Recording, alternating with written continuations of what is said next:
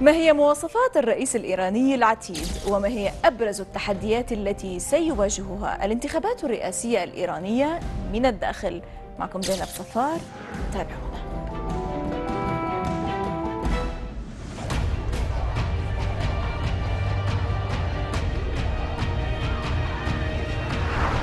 هي الانتخابات الأكثر ترقباً في العالم. الانتخابات الرئاسية الإيرانية المزمع إجراؤها في 14 من يونيو حزيران الجاري. هي الأولى التي تعقب الأزمة التي شهدتها إيران عام 2009 اعتراضاً على فوز الرئيس أحمد النجاد بفترة رئاسية ثانية. وهي تعد اختباراً لمقياس سلطة النظام وقوته في السيطرة على تداعيات أي انتخابات ونتائجها ومحاولة التدخل الخارجي وأساليبه المتنوعة فيها.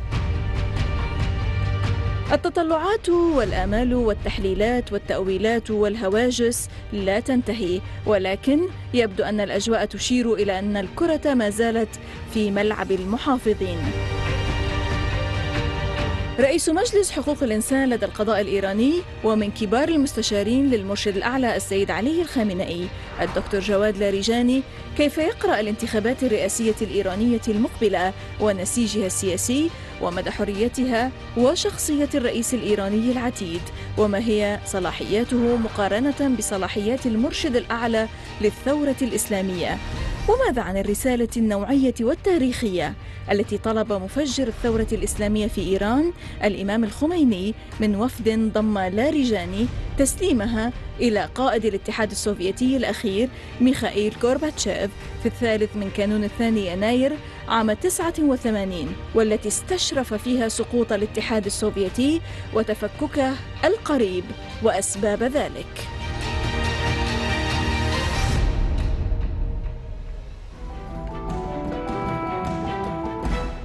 Head of Human Rights Council in the Judiciary and one of the top advisors of the Supreme Leader, founder and director of the Institute of Research and Fundamental Sciences, Dr. Jawad Larijani, welcome again to The Inside. Sir, we're coming now very fast towards the presidential elections. I want you here to tell us a bit, how free are the coming elections? Bismillah ar-Rahman ar-Rahim. Freedom of election is measured with different criteria. The best measurement is the functional measurement, to see whatever the system working, the general outcome, how it is. First of all, we cannot predict the end. This means that this is not a cosmetic election. Secondly, even those who are opposed by the famous politicians or supported by them may not win the election. For example, in the competition between Ahmadinejad and Hashemi, Hashemi lost. Ahmadinejad was not a famous person. Perhaps none of us, we were thinking that we supported him after the first round, but we never thought that he may capture the heart of the people so easily. My brother was one of his competitors. He was a famous politician, but did not win. But you see that from outside, if you look to the function of this mechanism, this is producing non-expected result, and also not always the powerful will win. Sometimes the people who can catch the heart of the people unexpectedly may win the election. So these are basically criteria, functional criteria for assessment of the election. Well, what you mean by freedom of the election? If you mean that everybody can run as a candidate for presidency, this is not true. Because the law there's a special criteria. Yeah, there are limits. The limit, I mean, the limit are the bottom line, the minimum limit. For example, if a person has already been indicted in a court, criminal case, well, he cannot run for presidency. A person who has already spoken openly against Islam with document, he cannot for presidency. A person, he does not consider himself fight with fidelity with the Constitution. We talk about practical fidelity, not in theoretically he should believe or not. We cannot discourage his heart, but in the practice he should be abide by that. Things like that, or people who have connection with the Western governments, which were questionable at some times, or there are cases against him for suspicious relation with the. What are your speculations, sir, when it comes to the coming elections? You said you have your own experience. You can read how the public perhaps operates and functions. So you said that maybe somebody who's very unpopular might just pop as the president of the Iranian Republic, Islamic Republic. So what are your speculations? I know there are certain nominees. Well, I think it's still the conservatives, which I belong to that flank. They have a good chance. You know, in the present political structure in Iran, we have right now 3 trends, political trends. Each trend of thought has a number of political parties inside it. The strongest one is the conservative flank, which is composed of 23 political parties under the umbrella of conservatism. Then there is the reformist. They are about 18 political groups, political parties. And then there are, which call themselves the independents. They are something about 6 or 7 political parties. So, what about the constituencies that follow each group? Well, it is quite different. I think the reformists, they mostly capitalize on the big cities, little bit more affluent people and more intellectual people. This is, they consider their main constituency. Conservatives, we consider our political constituency scattered through the rural areas, through Islamic active groups, and also in the big cities as well. We have the highest degree of educated people within our sector, our political group. I mean, both in university and also among the ulamas. So it is, and also we are historically the oldest grouping in Iran. Almost 12 years before revolution, this political grouping started and continued up to now. Well, the challenge is important because we are coming from the incumbency. Already we had for 8 years a president from our group. Yes, but did you have any opinion polls, sir, that might indicate where the balance is going? The opinion polls are, the more we go toward the election is changing. But at this moment, is showing the supremacy of the conservatives, generally. Who? Which nominees? Well, this is, I called about the group, not the person. Oh, not the person. I mean, from the conservative flank, we are in a better position. If we keep it as it is, which is today, we are the winner. But to keep that is a challenge. Yes. My optimism is not absolute. It is a cautious optimism. We are going to have a very critical competition. But we think, I'm very hopeful that the conservative flank will win the election well. Yes.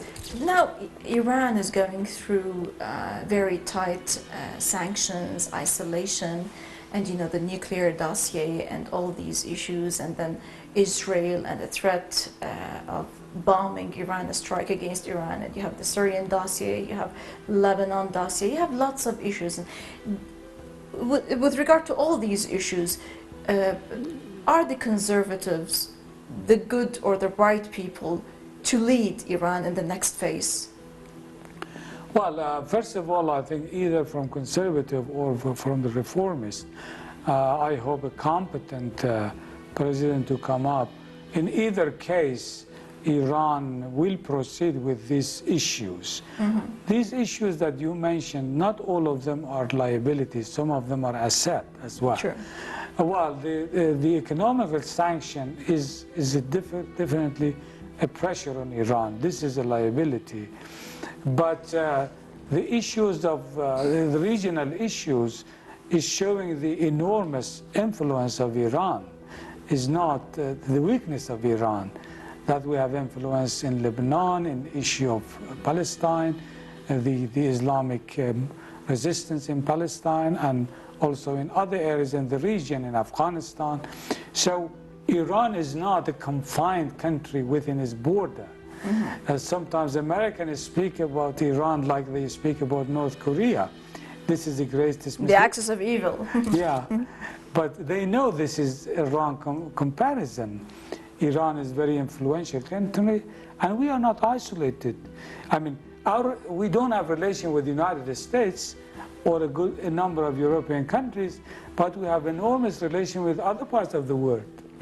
So we are not isolated, definitely. When it comes to the nuclear issue is not a liability for us. It is an asset. We are the strongest country in the region on nuclear technology and capability, and we are very proud that we are a very good observer of NPT, and we don't think nuclear weapon will add to our power.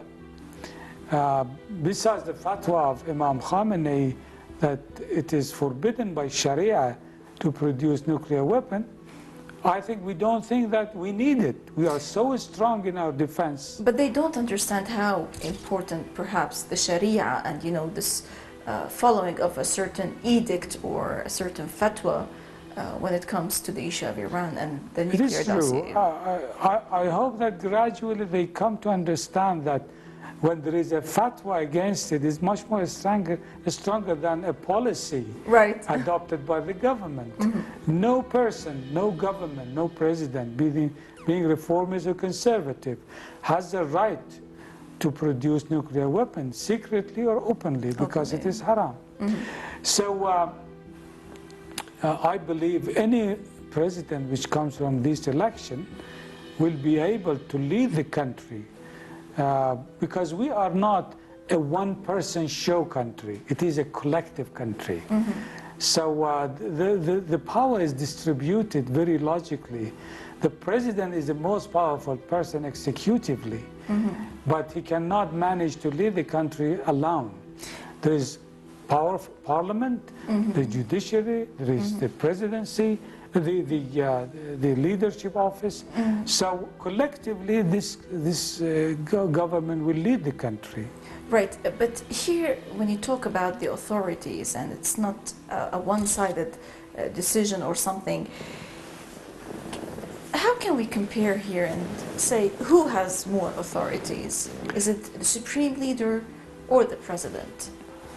They are in different areas. There are areas that, for example, the parliament has a supreme authority. There are areas that the judiciary has But who has the final decision or the final say in something? Why we should have this position? I mean, we have a mechanism to settle the dispute and to prevent filibustering.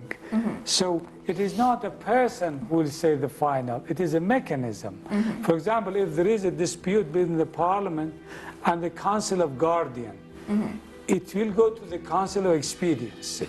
Right. But we see the supreme leader, Ayatollah Sayyid Ali Khamenei, always having his say in the final issues of certain problems. Well, the Constitution is itemizing a number of areas which, if there is an issue which goes to damage the national interest and security, and it is not settled down, it is entangled in dispute, then it is the job of the leader to intervene and either create a mechanism or create a decision. So I want to say that nobody should expect from Iran that there should be a person who is the supreme. He's the one and only one who has the final say. This is not the strength of the system. The strength of the system is that we have a supreme mechanism for resolving practically any issue.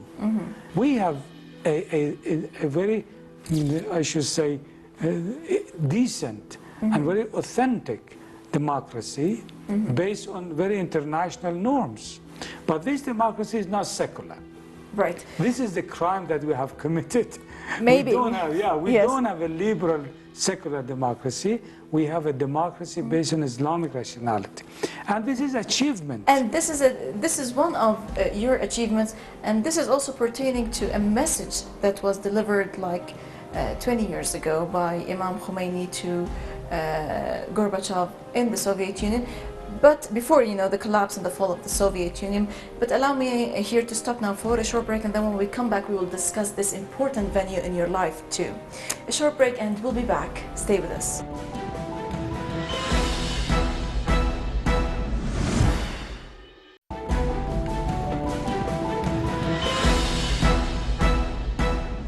Welcome back to The Inside. Welcome back, sir.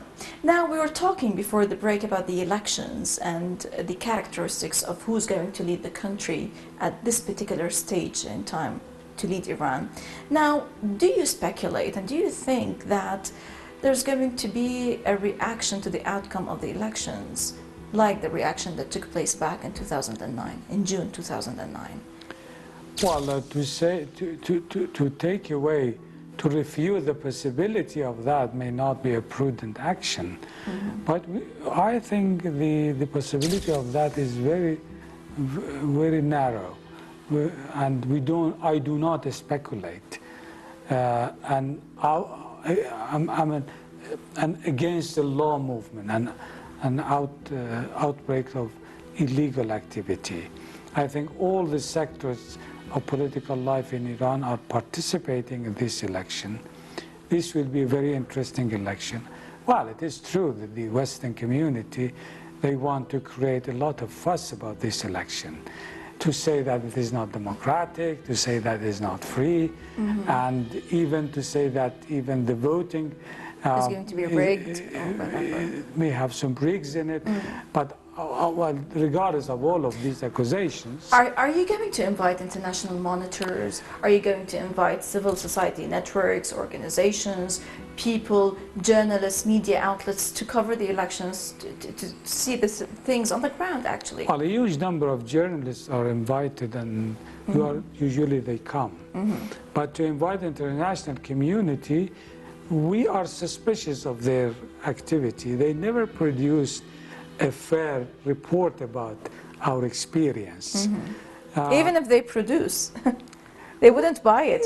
Jimmy Carter, he monitored the elections in Gaza, but who bought his sayings? Yes. That's quite true. Let me just mention that, as I said, the great achievement of revolution was to create a social, political system based on Islamic rationality. But the interesting thing is that this has a democratic nature, because it is usually thought that if Islamic rationality is the base, either you should be a secular system like Erdogan experience, which doesn't have any relation to Islam. They are Muslim people in a secular structure. Right. Or it could be like Taliban. But our experience is quite important, that we can have an Islamic state based on democratic measurement and the structures, and also to produce a progressive and advanced society. Because one objection will be that, okay, you can have a society based on Islam, even democratic, but it cannot be an advanced society. Our achievement that we showed that we are the most advanced in our region, while we are Islamic and while we are democratic. So I think the experience of Iran has a lot of things that could be learned from by other nations, especially in the Islamic world. Yes. This is one thing that the Western community is afraid of that. Right. Allow me here, sir, to take you back now to the 1989, particularly to January 3rd, 1989, when you were commissioned and you were delegated by the father of the Islamic Revolution, Imam Khomeini back then, to go to Moscow to the Soviet Union back then, and to deliver a message, a very important epistle to then President Mikhail Gorbachev. And you were part of this delegation. What can you tell us about this very important message? What was its content? And I know that it was clandestine back then, and then it was revealed in the media. How important was it? Well, this is part of the history of Islamic Republic of Iran and how it's unfolded. Imam Khomeini, rahmatullah alayh, May his soul rest in peace. well, we learn everything from him, I should say. Imam Khomeini has a view that not only it is possible to create an advanced society, democratic society based on Islam. He masterminded that. He thought that we could have a mondial, a world approach as well. This will give a lot of strength to Iran if we try to define ourselves universally. It means that we should take others into account. We cannot say, okay, we are what we are, we don't care about the others. Imam Khomeini's view that we in Iran should behave in a way that we can present our experience to the world. This is a weakness that we could not do it well the way that Imam Khomeini was anticipating. He tried very hard to lead us into that direction. And this is one idea behind this message. The second one, Imam Khomeini was anticipating the collapse of Marxism. This was his prognosis. Yes. Prognosis. This is, let me tell you something historically about that. When Imam Khomeini prepared his message, the son of Imam Khomeini, Rahmatullah alayh, Said Ahmad, he passed away as well. He called me and he said that Imam Khomeini prepared a message. A few number in the country, they are aware of that. President Khamenei at that time was president. Ayatollah Khamenei knows that. But Imam Khomeini wants me to look into that message before delivering, if I have any idea to contribute. Then I took that message and I spent about 48 hours continuously reading it from beginning to the end. And I recommended 6 points to Imam Khomeini. 5 of them were mostly, I should say, editorial about the text and language and things like that. And one thing was substantial. And Imam Khomeini was speaking very explicitly that the Marxism is at the end, and he hears the stone of Marxism was breaking. Marxism is going to be part of the history. I raised this doubt that... How did he get that? Yes, I raised this doubt that maybe it is not coming as soon as you expect. So our wording should be in a way that if it did not happen, it could not be refuted immediately. Imam Khomeini accepted the 5 recommendations, but did not accept this one. He was so sure. Well, this is the way that I perceived. But when we went to Gorbachev and we were back to Iran, it was early in the morning that we went to Imam Khomeini and I kissed his hand. And before I'm sitting, he said, Larigjani, what was your idea about that 6th point? And I said, Imam, I think you were right. Because if Gorbachev and the Politburo, they had the slightest fidelity to communism, they should react strongly. How was their reaction? This is exactly what I could conclude. You grasped from yeah, that they thought communism is passed away. So they agreed with Imam Khomeini? Maybe they did not say it explicitly, but this was, I could read from their reaction. They accepted the idea that should be changed drastically. They accepted the idea that morality should be revived. Materialism is the end, is to the end. So when I came back to Imam Khomeini, I said, look, I said, Imam, your point was true. They don't have any slightest sympathy with Marxism anymore. Because I wrote to Imam Khomeini before sending the message that maybe Gorbachev wants to try to put Marxism into action. He wants to remedy the machinery. Right. Imam Khomeini did not accept this recommendation. He was right. How was he so sure?